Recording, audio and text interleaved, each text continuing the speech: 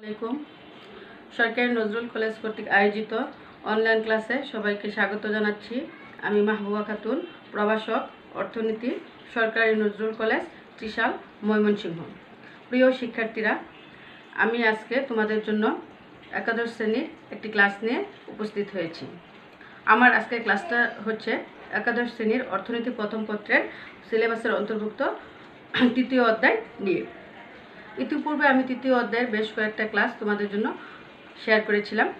আজকে তৃতীয় অধ্যায় থেকে যে বিষয়গুলো আমি আলোচনা করব সেগুলো হচ্ছে, আর আমাদের তৃতীয় অধ্যায়টা হচ্ছে উৎপাদন ব্যয় ও আয়। আর আজকে আমি আলোচনা করব তৃতীয় অধ্যায়ের থেকে স্থির ব্যয়, পরিবর্তনশীল ব্যয় এবং এই স্থির ব্যয় এবং পরিবর্তনশীল ব্যয়ের মধ্যে পার্থক্য এবং গড় ব্যয় এবং প্রান্তিক ব্যয়ের কিছু বিষয় নিয়ে। তাহলে এখন প্রথমে আমি শুরু করব স্থির ব্যয় এবং পরিবর্তনশীল ব্যয়ের পার্থক্য দিয়ে। তাহলে এই পার্থক্যটা আলোচনা করার পূর্বে আমাকে স্থির ব্যয় এবং পরিবর্তনশীল ব্যয় কাকে বলে সে বিষয়ে জানতে হবে। প্রথমে আমি আলোচনা করব স্থির ব্যয় নিয়ে। স্থির ব্যয়ের ইংরেজি প্রতিশব্দ হচ্ছে ফিক্সড কস্ট।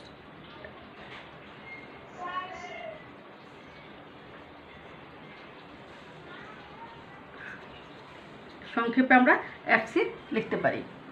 এখন স্থির ব্যয়ের সংজ্ঞাটা হচ্ছে যে উৎপাদন না করলেও উদ্যোক্তাকে যে খরচটা বহন করতে হয় তাকে স্থির ব্যয় বলা হয়ে থাকে। উদাহরণ হিসেবে আমরা বলতে পারি উৎপাদন প্রতিষ্ঠানের স্থাপনা ব্যয়, স্থায়ী মূলধন সামগ্রীর অবচয়জনিত ব্যয়, স্থায়ী কর্মকর্তা কর্মচারীদের বেতন ভাতা ইত্যাদি। আর এখন আমি দেখাবো সংজ্ঞাটা বলবো পরিবর্তনশীল ব্যয়ের। পরিবর্তনশীল ব্যয় হচ্ছে ভেরিয়েবল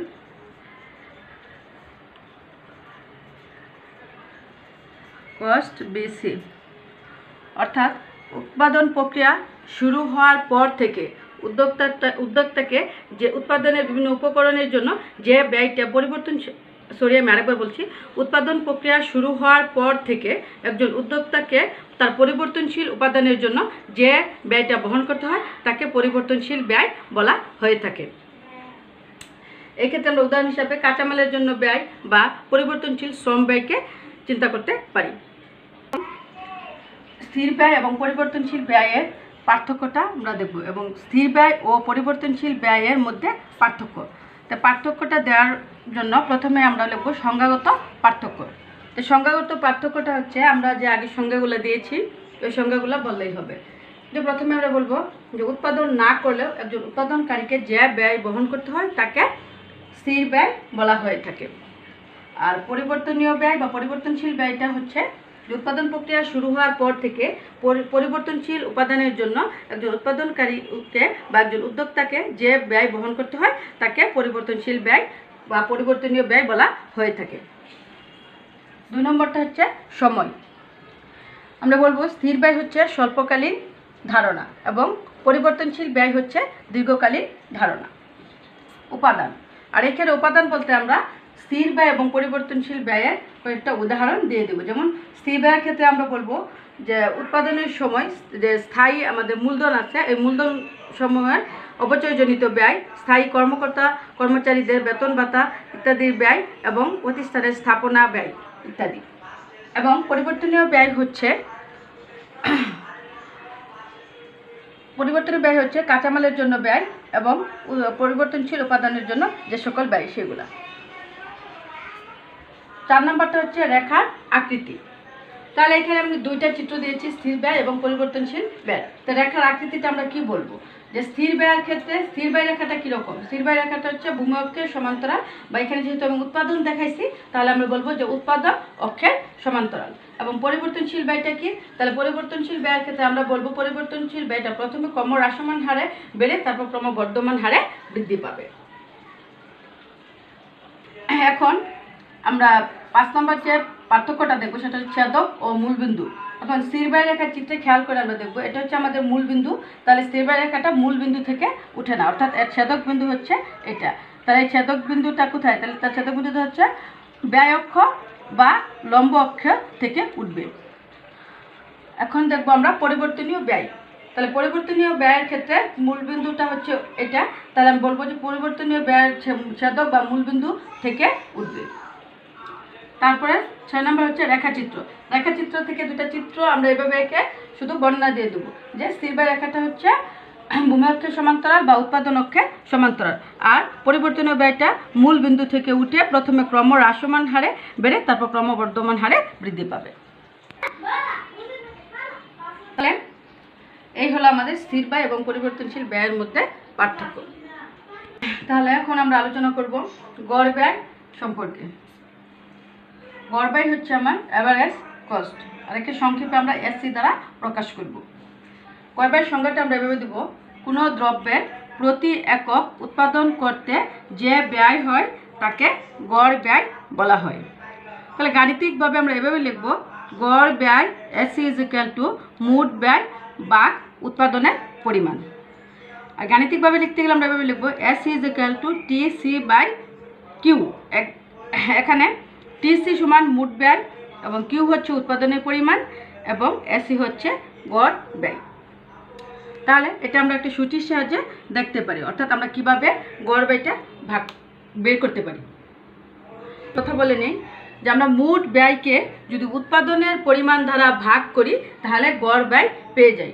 আর তালিকার সাহায্যে এই বিষয়টা আমরা এখন দেখব। আমরা এখানে একটা তালিকা নিয়েছি যেখানে কিউ হচ্ছে উৎপাদনের পরিমাণ, টিসি হচ্ছে আমার টোটাল কস্ট বা মোট ব্যয়, এসি হচ্ছে এভারেজ কস্ট বা গড় ব্যয়। তো উৎপাদনের পরিমাণ আমি নিয়েছি 6 একক পর্যন্ত। যখন প্রথম একক একজন উৎপাদনকারী উৎপাদন করবে তখন তার মোট উৎপাদন হচ্ছে 10 একক, দ্বিতীয় এককের ক্ষেত্রে 18, তৃতীয় এককের ক্ষেত্রে 24, এরকম করে চতুর্থ এককের ক্ষেত্রে 32, পঞ্চম এককের ক্ষেত্রে 45 এবং ষষ্ঠ এককের ক্ষেত্রে 66। তাহলে আমি গড় ব্যয়টা কীভাবে বের করব, 10কে উৎপাদনের পরিমাণ প্রথম একক 1 দ্বারা ভাগ করে 10ই হয়, 18কে দ্বিতীয় একক 2 দ্বারা ভাগ করে 9, মোট ব্যয় 24কে 3 দ্বারা ভাগ করে 8 একক, মোট ব্যয় 32কে উৎপাদনের পরিমাণ 4 একক দ্বারা ভাগ করলে 8 একক, মোট ব্যয় 45কে উৎপাদনের পরিমাণ 5 দ্বারা ভাগ করলে 9 এবং মোট ব্যয় 66কে উৎপাদনের পরিমাণ 6 দ্বারা ভাগ করলে আমরা পাচ্ছি 11। তাহলে এখানে আমরা একটু গড় ব্যয়টা একটু দেখি যে প্রথম দিকে আমার গড় ব্যয়টা কিন্তু বেশি থাকে, তারপর কি হয় আস্তে আস্তে কমে যায় এবং এই যে তৃতীয় এবং চতুর্থ একক এখানে আমার গড় ব্যয়টা স্থির অর্থাৎ সমান হয়ে যায়। তো কমে যাওয়ার পর পরবর্তীতে আবার কি হয়, আবার সেটা কি করতে থাকে বাড়তে থাকে, অর্থাৎ 8-এর পরে 9 হয়েছে, 9-এর পরে 11 হয়েছে। আমরা একটা কথা সকলেই জানি যে গড় ব্যয় রেখার আকৃতিটা হচ্ছে ইউ আকৃতি। এই ইউ আকৃতির হওয়ার কারণ হচ্ছে আমাদের প্রথমে গড় ব্যয়টা বেশি থাকে এবং বেশি থেকে এক সময় গড় ব্যয়টা আমার সর্বনিম্ন হয় এবং সর্বনিম্ন হওয়ার পরে পুনরায় তাই আবার তা বাড়তে থাকে, যার কারণে আমার গড় ব্যয় রেখাটা ইউ আকৃতি হয়ে থাকে। এখন এই গড় ব্যয় রেখাটা আমরা চিত্রের সাহায্যে একটু দেখি তাহলে বিষয়টা আরও পরিষ্কার হয়ে যাবে। তাহলে এটা হচ্ছে আমার গড় ব্যয় রেখার চিত্র। এখানে ও হচ্ছে আমার মূলবিন্দু এবং ভূমি অক্ষে আমি দেখাইছি উৎপাদনের পরিমাণ কিউ, উৎপাদনের পরিমাণটাকে আমি প্রকাশ করছি কিউ দ্বারা।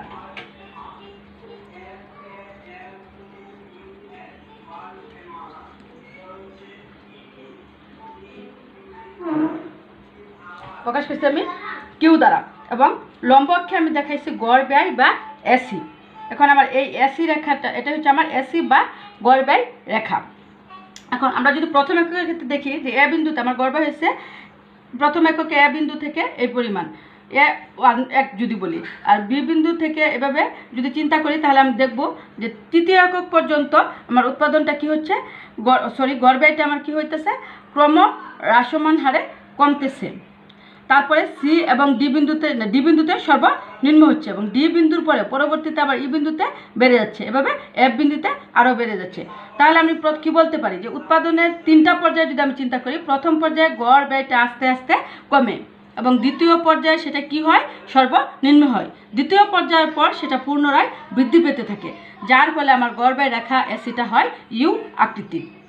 এটুকু হচ্ছে আমার গড় ব্যয় বা চিত্রের সাহায্যে ব্যাখ্যা।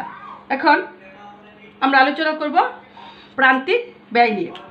এখন আমরা আলোচনা করব প্রান্তিক ব্যয়। প্রান্তিক ব্যয় হচ্ছে মার্জিনাল কস্ট, এটাকে আমরা সংক্ষেপে এমসি দ্বারা প্রকাশ করি। তাহলে আমরা সংজ্ঞাটা দেখে নিই। কোনো নির্দিষ্ট দ্রব্যের উৎপাদনের অতিরিক্ত 1 একক বৃদ্ধির ফলে মোট ব্যয়ের যে বৃদ্ধি হয় তাকে প্রান্তিক ব্যয় বলে। তাহলে এই সংজ্ঞাটা একটু পরিষ্কার করে বোঝার জন্য আমি তোমাদের জন্য একটা উদাহরণ দিই। এখন এই প্রান্তিক ব্যয়টা পরিষ্কার করার জন্য আমি একটা উদাহরণ দিই। এটা হচ্ছে যে আমরা যদি কোনো দ্রব্য উৎপাদন করি, ধরি 10 একক দ্রব্য উৎপাদন করব, তাহলে 10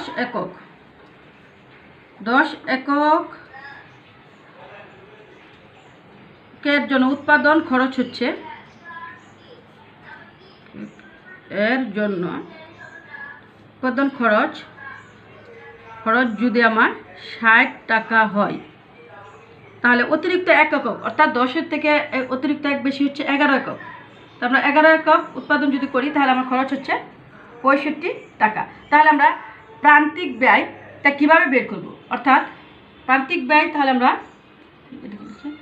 লিখতে পারি প্রান্তিক ব্যয় এমসি সমান অর্থাৎ দ্বিতীয় যে এককের যে খরচটা 65, সেটা থেকে প্রথম যে 10 এককের যে খরচটা সেটা বাদ দেবো। তাহলে কত পাবো? 5 টাকা। তাহলে এভাবে আমরা প্রান্তিক ব্যয়টা বের করতে পারি। অর্থাৎ যত একক বলবে সর্বশেষ সেই একক থেকে তার পূর্ববর্তী এককের খরচটা বাদ দিলে আমরা প্রান্তিক খরচটা বা প্রান্তিক ব্যয়টা পেয়ে যাব। আর এটাকে আমরা সংজ্ঞাকার গাণিতিক বা সূত্র আকারে লিখলে এভাবে লিখতে পারি, প্রান্তিক ব্যয় এমসি ইজ ইকুয়াল টু মোট ব্যয়ের পরিবর্তন ডেল টিসি বাই মোট উৎপাদনের পরিবর্তন ডেল কিউ। তাহলে এখানে আমরা এভাবে লিখে দিতে পারি, এখানে টিসি হচ্ছে মোট ব্যয়, কিউ হচ্ছে উৎপাদন পরিমাণ এবং ডেল হচ্ছে পরিবর্তন সূচক চিহ্ন। আবার সংক্ষেপে এটাকে এভাবে লিখবো, MC is equal to del TC by del Q. এখন একটা তালিকার সাহায্যে আমরা এটা দেখব যে উৎপাদনের পরিমাণ আমি আগের মতো 6 একক পরিমাণ নিয়েছি, 1 2 3 4 5 6 এবং মোট খরচটা 10 18, অর্থাৎ যখন 1 একক উৎপাদন তখন আমার খরচ হচ্ছে 10, দ্বিতীয় এককে 18 এবং তৃতীয় এককে 24, চতুর্থ এককে 28, পঞ্চম এককে 34, ষষ্ঠ এককে 36। তাহলে আমরা বের করার নিয়মটা আমি আগেই বলছি, দ্বিতীয়টা থেকে আমরা সবসময় প্রথমটা বাদ দিব। তাহলে প্রথম এককের ক্ষেত্রে বিয়োগের কোনো সুযোগ নাই, সেজন্য 10ই থাকবে প্রান্তিক খরচ এমসি, এবং দ্বিতীয়টার ক্ষেত্রে দ্বিতীয় এককের খরচ থেকে বাদ যাবে প্রথম এককের খরচ, অর্থাৎ 18 থেকে বাদ যাবে 10 8। তৃতীয় এককের ক্ষেত্রে তৃতীয়টা থেকে বাদ যাবে দ্বিতীয়টা, 24 থেকে বাদ যাবে 18 6। অনুরূপভাবে পঞ্চম থেকে বাদ যাবে চতুর্থ, 34 থেকে 28 6। ষষ্ঠ এককের ক্ষেত্রে ষষ্ঠ এককের উৎপাদন খরচ থেকে বাদ যাবে পঞ্চম এককের উৎপাদন খরচ, অর্থাৎ 36 থেকে 34, তাহলে হবে 2।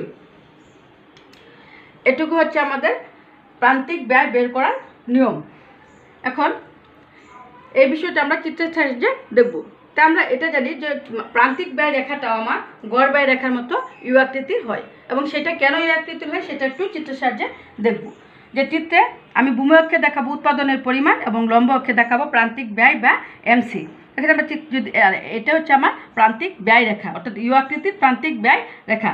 এখন যদি ও এ পরিমাণ আমার যখন উৎপাদনের পরিমাণ ও এ পরিমাণ, তখন আমার প্রান্তিক খরচ হচ্ছে small A into capital A পর্যন্ত, অর্থাৎ এইটুকু পরিমাণ। তাহলে এইখানে আমরা খেয়াল করলে দেখতে পারবো যে প্রথম পর্যায়ে উৎপাদনের প্রান্তিক ব্যয়টা ক্রমহ্রাসমান হারে কমছে এবং বি বিন্দুতে সেই প্রান্তিক ব্যয়টা সর্বনিম্ন হয় এবং সেই পরিমাণটা হচ্ছে বি পর্যন্ত। তারপর এই সর্বনিম্ন হওয়ার পরে প্রান্তিক ব্যয়টা আমার আবার কি করতে হয়, উৎপাদনের তৃতীয় পর্যায়ে বাড়তে থাকে, অর্থাৎ বি বিন্দুর পরে আবার সে ক্রমবর্ধমান হারে বাড়তে থাকবে। তাহলে যে কারণে আমার প্রান্তিক ব্যয় রেখাটা কি হয়, প্রথমে ইউ আকৃতির হয়, অর্থাৎ আমাদের প্রান্তিক ব্যয়টা প্রথমে ক্রমহ্রাসমান হারে কমে এবং কমে এক সময় সর্বনিম্ন হয় এবং সর্বনিম্ন হওয়ার পরে পুনরায় তা আবার বাড়তে থাকে। এই কারণে আমার প্রান্তিক ব্যয় রেখাটা ইউ আকৃতির হয়ে থাকে। আজ এই পর্যন্তই, আশা করি সবাই ভালোভাবে বুঝতে পেরেছ। সবাই ভালো থাকো, সুস্থ থাকো, নিরাপদে থাকো এবং যথাসম্ভব স্বাস্থ্যবিধি মেনে চলো। ধন্যবাদ সবাইকে। আসসালামু আলাইকুম।